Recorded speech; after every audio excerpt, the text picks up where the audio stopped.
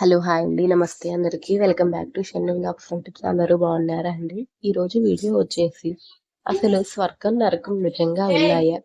మనిషి చనిపోయాక అసలు ఏం జరుగుతుంది? పునర్జన్మ అనేది నిజమేనా?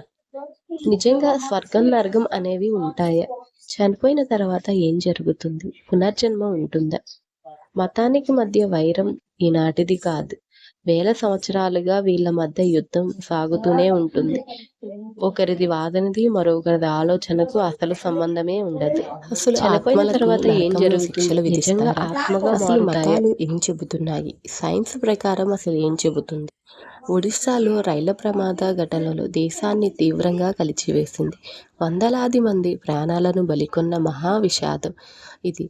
భవిష్యత్ పాఠ్య పుస్తకాల్లో కన్నీళ్లతో చదవాల్సిన పేజీలివి. ఇప్పటికే దాదాపు 300 మందికి పైగా ప్రయాణికులు చనిపోగా మరో 900 మంది మృత్యువుతో పోరాడుతున్నారు. వాళ్ళు ప్రాణాలతో బతికి బయటపడటానికి దేవుళ్లకు మొక్కుతున్నారు. ఇక చనిపోయిన వారి ఆత్మకు శాంతి కలగాలని, అవి స్వర్గానికే వెళ్ళాలని, వాళ్ళు మళ్ళీ పుట్టాలని ప్రార్థిస్తున్నారు కొందరు. అయితే నిజంగా స్వర్గం, నరకం అనేవి ఉంటాయా? చనిపోయిన తర్వాత అసలు ఏం జరుగుతుంది? పునర్జన్మ ఉంటుందా? సైన్స్‌కు, మతానికి మధ్య వైరం ఈనాటిది కాదు. వేల సంవత్సరాలుగా వీళ్ళ మధ్య యుద్ధం సాగుతూనే ఉంది.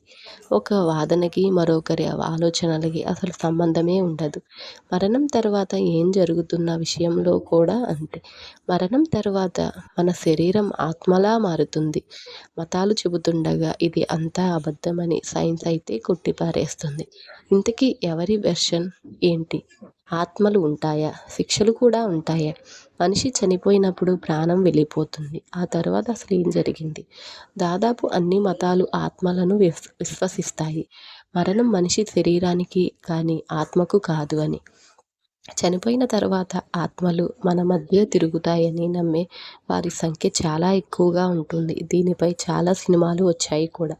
మరణం తర్వాత ఆత్మ నరకానికో, స్వర్గానికో వెళ్తుందనేది దాదాపు అన్ని మతాల వారికైతే నమ్మకం.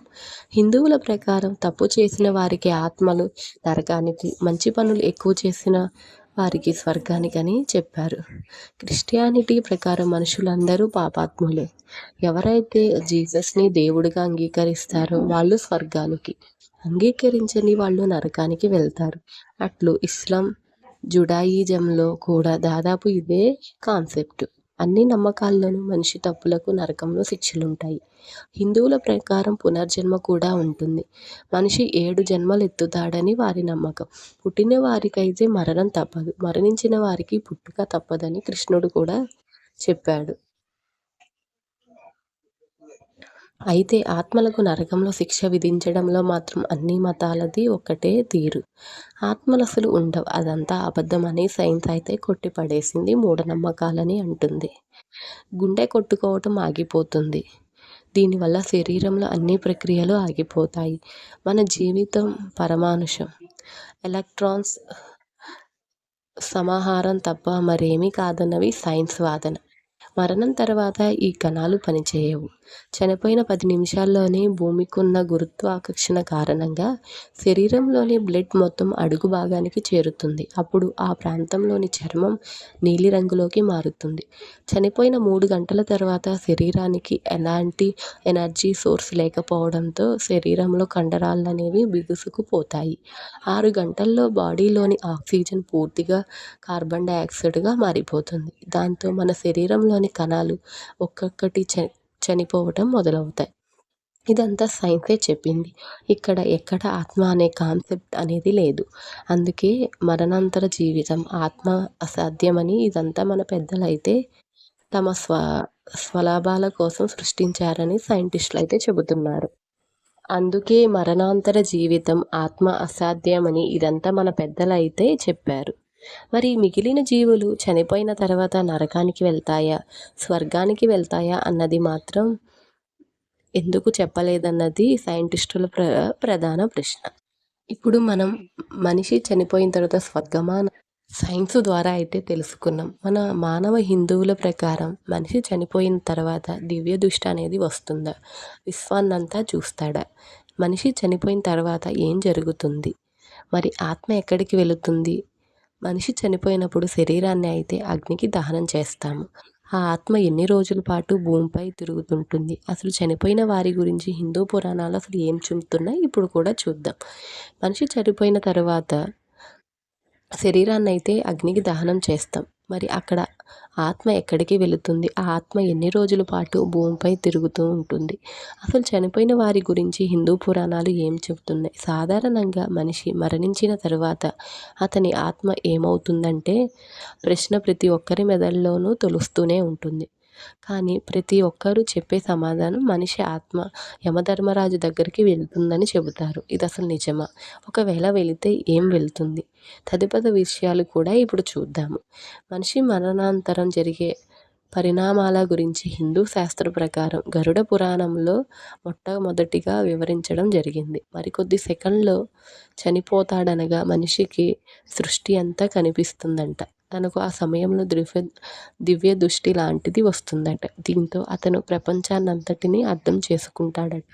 కానీ ఆ క్షణంలో ఏమీ మాట్లాడలేడట. అయితే ఆ సమయంలోనే యమదూతలను చూస్తాడట. వారు అత్యంత వికారంగా, భీతిగొల్పేలా నల్లగా ఆయుధాల వంటి పెద్ద పెద్ద గోడలతో అత్యంత భయంకరంగా కనిపిస్తారట. దీంతో మనిషికి నోటి నుంచి ఉమ్ము వస్తూ దుస్తుల్లోనే మలమూత్ర విసర్జన చేస్తాడంట. అనంతరం అన్ని స్పృహ కోల్పోయి చివరికి ప్రాణం పోతుందట. ఆ ప్రాణాన్ని యమదూతలు నరకానికి తీసుకుని వెళ్తారట. యమదూతలు ఆత్మలను నరకానికి తీసుకెళ్లేటప్పుడు సుమారు 45 రోజుల సమయం అయితే పడుతుందట. ఈ క్రమంలో దారిలో ఆత్మలను యమదూతలు అనేక చిత్రహింసలకు గురి చేస్తారట. తమను చూసి భయపడినా, ఎక్కడైనా ఆగినా ఆత్మలను కొరడాల వంటి ఆయుధాలతో కొడుతూ యమదూతలైతే తీసుకువెళతారు. దీంతో పాటు నరకంలో విధించే శిక్షలను గురించి కూడా యమదూతలు ఆత్మలకు కథలుగా చెబుతారు. దీంతో ఆత్మలు ఏడుస్తాయి. తమను అక్కడకు తీసుకువెళ్ళొద్దని ప్రాధేయపడతాయట. అయినా యమదూతలు కనికరించరు.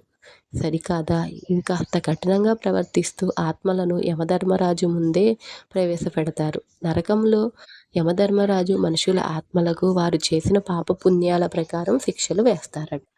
చిన్న చిన్న తప్పులు చేసి పశ్చాత్తాపడుతూ దైవాన్ని ప్రార్థించే వాటిని పాపాల క్రింద యమధర్మరాజు చూడటం. కానీ దొంగతనం, హత్య వంటి నేరాలకు మాత్రం తప్పనిసరిగా శిక్ష పడే తీరుతుందంట.